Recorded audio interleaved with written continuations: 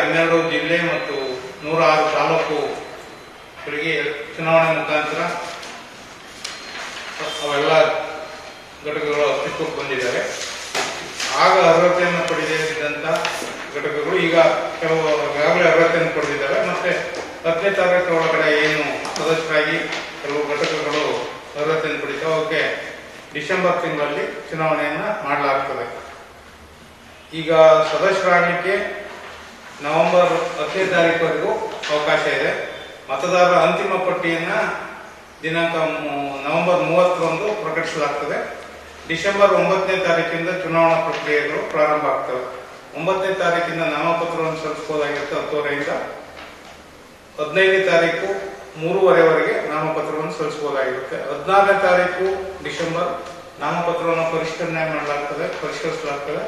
ಅದಾದ ನಂತರ ಡಿಸೆಂಬರ್ 19ರವರೆಗೆ ನಾಮಪತ್ರವನ್ನು ಹಿಂಪಡೆಯಲಿಕ್ಕೆ ಅವಕಾಶ ಇರ್ತದೆ. ಪ್ರತಿ ಜಿಲ್ಲೆ ತಾಲೂಕುಗಳಲ್ಲಿ ವಿದ್ಯಾರ್ಥಿ ನಿಲಯ ಮತ್ತು ಭವನಗಳನ್ನು ಕಟ್ಟಲಿಕ್ಕೆ ಉದ್ದೇಶ ಹೊಂದಲಾಗಿದೆ. ಆ ಮೂಲಕ ಯುವ ಸಮುದಾಯವನ್ನು ಗುರಿಯಾಗಿಟ್ಕೊಂಡು ಏನು ಯೋಜನೆಗಳನ್ನು ರೂಪಿಸಿದೆ ಇದೆಲ್ಲವನ್ನು ಮಾಡಲಿಕ್ಕೆ ಈ ಒಂದು ಚುನಾಯಿತ ಘಟಕಗಳ ಅಸ್ತಿತ್ವಕ್ಕೆ ಬಂದರೆ ಒಂದು ಯೋಜನೆಯನ್ನು ರೂಪಿಸಿಕೊಂಡು ನಾವು ಒಳ್ಳೊಳ್ಳೆ ಕೆಲಸಗಳು, ಸಮಾಜಮುಖಿ ಕೆಲಸಗಳನ್ನು ಮಾಡಬಹುದಾಗಿರುತ್ತೆ. ಹಾಗಾಗಿ ಸಮಾಜ ಬಾಂಧವರಲ್ಲಿ ತಮ್ಮ ಮೂಲಕ ಈ ಒಂದು ಅವಕಾಶವನ್ನು ಬಳಸಿಕೊಂಡು ಹೆಚ್ಚು ಸದಸ್ಯರಾಗಬೇಕು ಅಂತೇಳಿ ಸದಸ್ಯತ್ವ ನಡೀತಾ ಇದೆ. ಈ ರಾಜ್ಯದಲ್ಲಿ ನಿಮ್ಗೇನಾದ್ರು ನಿಮ್ಗೆ ಗೊತ್ತಿದ್ದಂಗೆ ನಾವು ಹೇಳೋದಾದ್ರೆ ನಮ್ಮ ಒಂದೇ ಸಂಸ್ಥೆ ಚುನಾವಣೆನ 365 ಡೇಸ್ ನಾವು ಕೊಡ್ತೀವಿ. ಯಾವತ್ತು ಈ ಎಲ್ಲ ಕ್ಯಾಟಗರಿ ಅಂದ್ರೆ 12 ಕ್ಯಾಟಗರಿ ಇದೆ. 12 ಕ್ಯಾಟಗರಿಯವರು ತಾಲೂಕಿಗೆ ಮತದಾರರು ಇರ್ತಾರೆ. ಅಂದ್ರೆ 250 ರೂಪಾಯಿ ಸದಸ್ಯತ್ವದಿಂದ 25 ಲಕ್ಷ ಸದಸ್ಯತ್ವದವರೆಗೆ 12 ಕ್ಯಾಟಗರಿ ಇದೆ ನಮ್ಮಲ್ಲಿ. ಹಾಗೆ 1,000 ಮತ್ತು ಎಬೋ ಕ್ಯಾಟಗರಿಯವರು ಜಿಲ್ಲಾ ಘಟಕಕ್ಕೆ ಮತದಾರರಾಗ್ತಾರೆ. 2,500 ಮೇಲ್ಪಟ್ಟದ ವರ್ಗದವರು ರಾಜ್ಯ ಘಟಕಕ್ಕೆ ಮತದಾರರಾಗ್ತಾರೆ. ಹಾಗೆ 5,000 ಕೊಟ್ಟಂತವರು ಎಲ್ಲ ಹಂತದ ಇದಕ್ಕೂ ಅವರು ಮತದಾನ ಮಾಡಲಿಕ್ಕೆ ಮತ್ತು ಸ್ಪರ್ಧೆ ಮಾಡಲಿಕ್ಕೆ ಅವಕಾಶ ಇರ್ತದೆ. ಮತದಾನ ಪ್ರಕ್ರಿಯೆ ನಡೀತದೆ.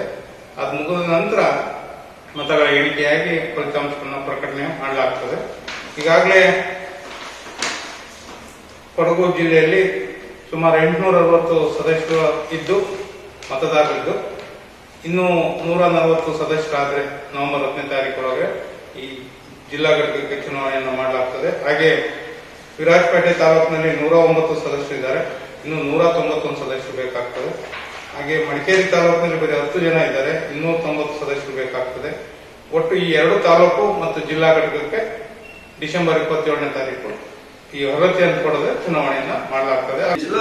ಜಿಲ್ಲಾ ಮಟ್ಟದಲ್ಲಿ ಮತ್ತು ತಾಲೂಕು ಮಟ್ಟದಲ್ಲಿ ಸಾಕಷ್ಟು ಮೆಂಬರ್ಸ್ ಇದೆ.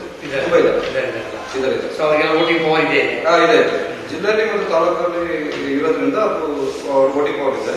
ಬಟ್ ಇವರು ಏನು ನಮ್ಮ ಚುನಾವಣಾಧಿಕಾರಿಗಳು ಏನು ತೋರಿಸ್ತಾ ಇದ್ದಾರೆ, ಇದು ರಾಜ್ಯ ಮಟ್ಟಕ್ಕೆ ಮಾತ್ರ ತೋರಿಸ್ತಾ ಇದ್ದಾರೆ.